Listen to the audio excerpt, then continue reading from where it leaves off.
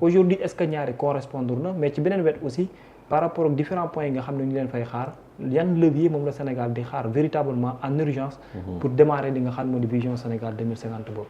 c'est que xam nga fi ni nii dafa am ay comment on dit des intérêts convergents. Parce que n'oublions pas aussi que Turquie fi mu nekk nii mi ngi ay difficultés quand même économiques un peu comme le Sénégal. waaw il traverse une période très difficile économiquement. Il ne faut pas qu'on perde ça de vue. C'est vraiment c'est pas l'âge d'or mais malgré ça. Ce qui est étonnant mooy malgré la crise très aiguë ni ñaa ngi doon xaar Erdogan daanu. Mais la crise a accru sa popularité. En Turquie. Oui, actuellement. À moi, souvent, il y a des intérêts géostratégiques et tout. Nini, à la moindre faille, les gens essaient de tirer. Ouais. Mais les gens ont joué sur ça. C'est crise économique, dévaluation, tout ça. Mais malgré ça, on a vu que Erdogan, il mettait sa courbe de croissance toujours plus haut. Qu'il a, Cheikh Ousmane l'a dit, même quand tu es contre lui, s'il prend la parole tribun pendant 5 minutes, day wax dañuy daanu leer. Non, parce que c'est ce qu'on oublie. Xam nga un charisme dafa am mais charisme kese doyul dafa am lu koy laal. Erdogan c'est quelqu'un de très cultivé et quelqu'un de très empreint de ses réalités culturelles et politiques. Effectivement. Sa force elle est culturelle, politique, sociale. C'est comme le Japon. Le Japon c'est un pays où la culture c'est très très important dans le fondement. Soo xoolee aussi. daf daan bind ay pièces théâtrales sax. Exactement. Turc c'est quelqu'un qui est profondément enraciné dans sa culture islamique. Donc ce côté, tu l'as dit, conservateur mais pas fermé. C'est-à-dire il joue avec les équilibres. Comme on dit, il y a quelqu'un qui dit que un des plus grands funambules modernes c'est Erdogan. Funambule mooy ñi nga xam ne dañuy def dox ci buum. loolu c'est funambule. Il dit que Erdogan c'est un des plus grands funambules. Parce que foog ne fii lay dee day mel ni daf koy régénérer. Et ça aussi ça rejoint ce côté Sonko. Chaque fois foo ko suulee moom day mel ni c'est comme le sphinx qui a une autre vie. te fi nekk nii Turquie dafa am ay enjeux géostratégiques loo xam ne moom c'est par rapport à son histoire. Et le Sénégal l'intéresse. Pourquoi? Parce que le Sénégal, avec de l'Ouest, est vu comme un pays démocratique, comme un pays stable, ak lépp lu ñu wax. mais démocratie boobu tam gisuñu ko Turquie de. opposants ya ngay non c'est pourquoi j'ai dit. xam nga sànq dans mon propos. j'ai dit la Turquie est un pays clivant. Très clivant. Très clivant. Et autant au Sénégal xam nga moo leen chaque fois c'est le même débat. C'est quoi la démocratie? Le maire de la capitale moom il dit le contraire. Non mais ça que je dis boo ma ne on est dans des paradigmes. Suñu acteurs politiques yi ils sont placés en rade. Parce que bu ñu nee démocratie c'est quoi une fois je me suis amusé et c'est un bon vieux souvenir chaque fois j'aime me le rappeler. Je suis avec Kagame. Prouvé ko ne ko bon on dit que le Rwanda n'est pas un pays démocratique. mu xaxataay. Oui. Il a ri xaxataay dafa bon remettons les choses à l'envers à l'endroit. Maanaam dañ ko def daal mu ne ma bon c'est quoi un pays démocratique qui fixe les règles, les critères et tout. Kan may wax ne lii ak lii mooy démocratie. D'accord lii Occident. Est-ce qu'on a les réalités? D'accord non mu ne chez vous avez combien de partis politiques à l'époque? On a plus de 200. Il y en a 2. Regarde mon pays et le tien. C'est quand même très pragmatique. Regarde mon pays et le tien. Mënuma démocratique, autre chose. Mënuma. Ça fait plus de 20 ans que je suis au pouvoir. C'était un samedi. Tous les samedis, les gens viennent faire les Oumugada, c'est-à-dire que assainissement, set-setal. waaw set-setal yi waaw tous les samedis. Depuis qu'il est au pouvoir, oui. amul benn week-end bu mu tëb. fii de moom Il n'y a pas les médias. Non, c'est là l'intérêt. moom dañuy pause Non, benn weer. non, l'intérêt c'est qu'il n'y a pas les médias, il n'y a pas la télé. Je dis, bon, moi quand je venais, engagement je m'attendais à voir un peu la... teg ngeen ko suuf de. Je m'attendais à voir un peu la télé. Si la télé est là, c'est qu'on a échoué. c'est-à-dire que mooy li ñuy def nit ñi approprié wuñ ko mais ça c'est pas de la démocratie wala alors si c'est la démocratie est-ce que sa démocratie est-ce que mënuma donc c'est-à-dire que mënuma une démocratie dañ koy paramétrer c'est le mot qu'elle a employé par rapport au peuple mais boo jëlee faux paramétrage tu vas dans de mauvaises choses donc ça va beaucoup faire réfléchir c'est-à-dire il faut pas qu'on tombe dans ce jeu-là de concepts qu'on nous balance mais qu'on ne s'approprie pas et qu'on n'interroge pas et qu'on ne critique pas donc c'est dit quand on dit que Erdogan n'est pas démocrate ça dépend de quel point de vue Sénégal quand même malgré tout qui ose dire que le Sénégal n'est pas un pays démocratique honnêtement si on se base sur la réalité quand même objectif nos lois avec nos lois et pas mal de choses donc facteur boobu de stabilité boobu Turquie dafa soxla. opposants yi nee nañ démocratie dañ kii parce que wax ñu jàpp la. bon et là est-ce que ñun bu ñu paree dañuy jàpp ci fii. pourquoi. njortuñu ko de. waaw pourquoi. waaye yéen ay borom xam-xam ngeen. non parce que wax ñu lu ñu war a wax li ñu war a wax la ñuy wax mais c'est-à-dire qu'il faut pas aussi qu'on tombe dans ce piège là. moi je dis sama philosophie mooy si tous les jours 1000 personnes saaga nañu 1000 personnes manquent de respect aux institutions 1000 personnes c'est ces 1000 personnes là qu'on les met en prison. Ouais. Y a pas d'état d'âme saaga baaxul bu fexe ba baax il faut pas tomber dans ce piège là oui on va pas être comme Macky non la loi c'est la loi saaga dañ ko tere ku saaga tu les mets en prison parce que au départ dañu xaw a lâcher lest moo tax ils ont perdu le contrôle mais au départ avec la prise de pouvoir bu ñu amoon nu ñu doxalee kon duñu saaga yu si fii ça devient maintenant un passe droit et ça crée des faux héros maintenant il faut insulter peut-être un héros après ñu jàpp la 10 jours nga def point de presse tu crois exister et c'est tout ça maintenant qui contribue à tuer notre opposition. Ah bon? Ouais. Et pourtant ça donne matière à l'opposition. Mais justement c'est ça qui s'oppose dans ce pays-là. gisoo la ñoom ñi wax. non l'opposition les gens ñi considèrent qu'opposition yi dañuy tàccu. tàccu la dañuy tàccu booy. tàccu ñi jàpp lañuy tàccu opposants yi ils vont bu la jàppee benn saagakat opposants yi ñoo la yóbbu nga lekk yóbbu nga naan bis de la ils applaudissent. mais ñu ngi organisé pendant ça là qui s'oppose non dañoo ne ci temps qui d'organisation s'oppose la dernière fois moo tax il y a l'image qu'on a montré que Thierno Bocoum bi mu wone soo xoolee l'image oui toutes les personnes qui sont là-bas ne pèsent pas 3%. et ça fait peur hein. électoralement parlant. Comment ça fait peur? maanaam boo sukkandikoo si législative yi. non non xam nga aussi boo nee xam nga booy peese. si législative yi boo sukkandikoo si législative yi. booy peese. oui waaw. mënoo peese dans le néant il faut nga may paramètre d'appréciation.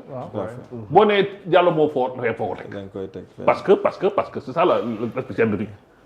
loo xam ne c'est des indicateurs mais mënoo ne diw moo fort parce que la bombé les biceps non on se base sur des faits. soo xoolee ñooñu fan boobu yëpp mënul 3%. c'est une chose ñooñu sàmm sa kàddu ñoo leen ëpp. de deux aujourd'hui Sénégal c'est quoi on dit un peu mais c'est dans l'autre chose c'est qui l'opposition moo tax ma ne la pendant longtemps l'opposition est tombée dans ce piège ce qui s'opposait entre guillemets mooy ñi doon saaga ce qu'on appelait les chrono-opposants ou les influenceurs comme on peut l'appeler et pendant que ñoom ils parlaient l'opposition applaudissait parce qu'il y a un vide la nature a peur du vide. maa ngi ñëw mën naa la opposer ñaar. maa ngi ñëw. am na ku fi jógee plus forest en 2017. en 2024 mu joxoñ nit. kooku nekk président de la République. mais janvier. waaw fa la jëm plus forest la fa la jëm pourquoi mais. non am na intermédiaire am na élection intermédiaire. même pas intermédiaire fais un parallélisme des démarches. Celui qui a plus peur de reste. En 2017. Il passait son temps à sortir des livres, à poser des problèmes. C'est lui qui mène les débats. Comme j'ai dit, Sonko dafa am benn particularité. Sonko il a inversé la chronologie médiatique. Ça veut dire quoi? En temps de paix, c'est les journalistes, c'est les médias qui sont censés indiquer l'agenda. Et on reprochait aux hommes politiques que dañ topp chaque fois l'agenda des médias. Mais pour une fois, c'est Sonko qui impose son agenda aux médias.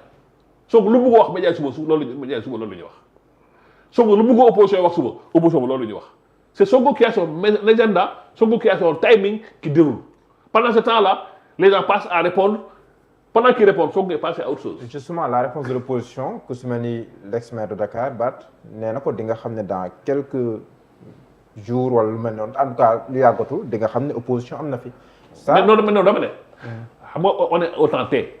oui donc au temps T amagul ñu xaar peut-être dans quelques ans on va voir mais au temps T amul opposition. d'accord pour revenir à la Turquie. waaw léegi ñu dellu Turquie. donc j'ai dit que le Sénégal vu ça parce que question bi. parce que yaa ngi woon si le Sénégal vu sa démocratie. da nga doon wax ne waa Sénégal vu sa stabilité. waaw loolu nga doon wax. Turquie dafa soxla. parce que Turquie aussi en ce moment dafa nekk si redéploiement diplomatique ils sont en train de multiplier l'ouverture d'ambassade en Afrique. waaw ils sont dans une phase de déploiement démocratique diplomatique en Afrique. Puis le déploiement aussi c'est comme en économie tu pars sur des hubs. Faut nga hub. Le Sénégal c'est Dakar naturellement. Sénégal c'est un hub. Naturellement, oui. Quand on parle de démocratie, quand on parle de paix, le Sénégal c'est un hub. Ça n'a pas du Sénégal, tu peux toucher beaucoup de choses. Absolument. Et n'oublions pas, à côté du Sénégal, il y a des mouvements qui se créent en affinité avec Sonko, c'est l'AES. Il ne faut pas qu'on le perde de vue. Il y a deux AES. Il y a l'AES officiel, revendiqué comme tel. Ouais. Mais comme je dis ça, il y a beaucoup de partis politiques dans les pays africains qui voient le jour, qui se développent, qui n'ont pas encore l'aura qu'il faut, mais qui sont dans le siège. Et ça, c'est l'avenir de la politique africaine. Et apparemment, les Turcs, ils anticipent sur ça. Belle affaire du moyen, en quoi ça peut aider le Sénégal? Le Sénégal peut utiliser le modèle, c'est celui du modèle turc, dans ce sens-là. Et puis aussi diversifier. Et puis l'autre chose aussi, la Turquie, contrairement à ce qu'on pense, la Turquie en Afrique est en concurrence avec la France, avec l'Occident, avec les États-Unis. Ils sont très discrets, mais très efficaces. C'est comme les BRICS. Parce qu'actuellement, il y a une recomposition qui ne dit pas son nom. Les BRICS, on n'en parle pas assez. Oui. Mais les BRICS, actuellement, c'est la phobie de Trump. C'est les BRICS. Donc, c'est les BRICS. Ouais. Donc, et puis au Sénégal, il y a tous les composants. Il y a de la bonne graine. Et la Turquie veut se reposer sur ça pour étendre son influence diplomatique. Et nous aussi, Sénégal, on en a besoin. Wow. Parce qu'on a besoin d'appui. On a besoin aussi de profiter de l'expérience en termes de construction, en termes de technologie, en termes de... Dans beaucoup de domaines, on peut s'en servir. Parce que les on ne va pas inventer la roue. On n'invente pas la roue. Diallo fait quelque chose depuis 50 ans. Il le fait très bien. Je n'ai pas inventé la roue. Là, là, vous dites Diallo. Et à ce niveau-là, la Turquie, et comme j'ai dit, avec toutes les similitudes, c'est un bon partenaire pour que le Sénégal aussi puisse se reposer. Aussi, le Sénégal aussi, ouvrir son partenariat. On a vu que ça ne se voit pas très bien. Mais, sauf Diomaye et Sonko, ils savent où ils vont. Contrairement à ce que beaucoup de gens pensent. Ce n'est pas la cacophonie. D'accord. Cette évolution démocratique. Ils travaillent par sphère. C'est une diplomatie. Waaw, c'est pas diplomatique. Ils travaillent par sphère. Tout à fait. Et comme le sphère, les voisins.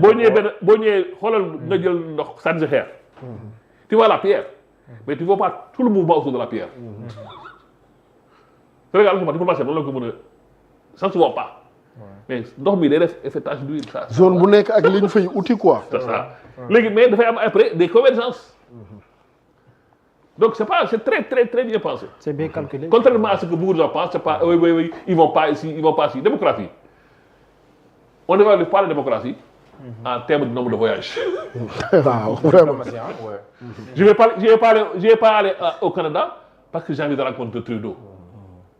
Je vais au Canada parce que j'ai business à prendre. C'est la diplomatie.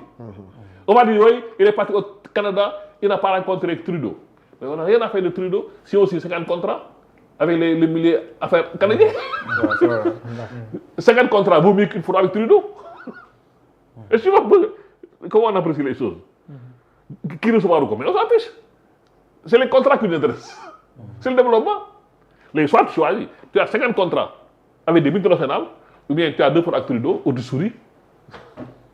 Donc, avec la Turquie, on a ces drames de convergence.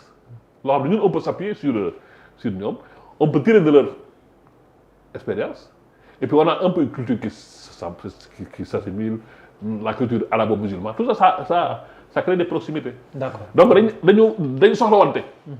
Oui. D'accord. Cheikh Ousmane.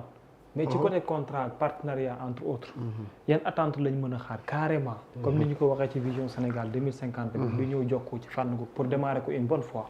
bëri na Sénégalais yi nekk en Turquie. bëri na trop xam nga. seen ñaxtu bëri na trop. xam nga waaw loolu moom c'est vrai pour loolu moom non loolu moom c'est vrai loolu c'est vrai man ñi ma contacté chaque jour nga jot yónnee ma ay documents yu ak ay preuves yuy attesté difficultés yi ñuy dund foofu jéggi na dayoo. trop sax mais foog nga bàyyi xel ay affaire mooy attente yi nga mën a am ci wàllum signature de contrat wala accord yu ñu fa mën a boucler bëri na xam nga ñun suñu défi majeur l'industrialisation la loolu Turquie da ko réussir dernière décennie yii passé mais secteur boobu dafa am benn hausse bu exceptionnel boo xam ne dafa dem sax bay maanaam bay talonné yenn réew yi en Europe. textile kay moom. ñun loolu mooy suñu défi majeur l'industrialisation moom la Macky Sall réussirul moom la Abdoulaye Wade réussirul moom la ñuy xaar ci Sonko ak Diomaye pour réussir développement bi ñu bëgg.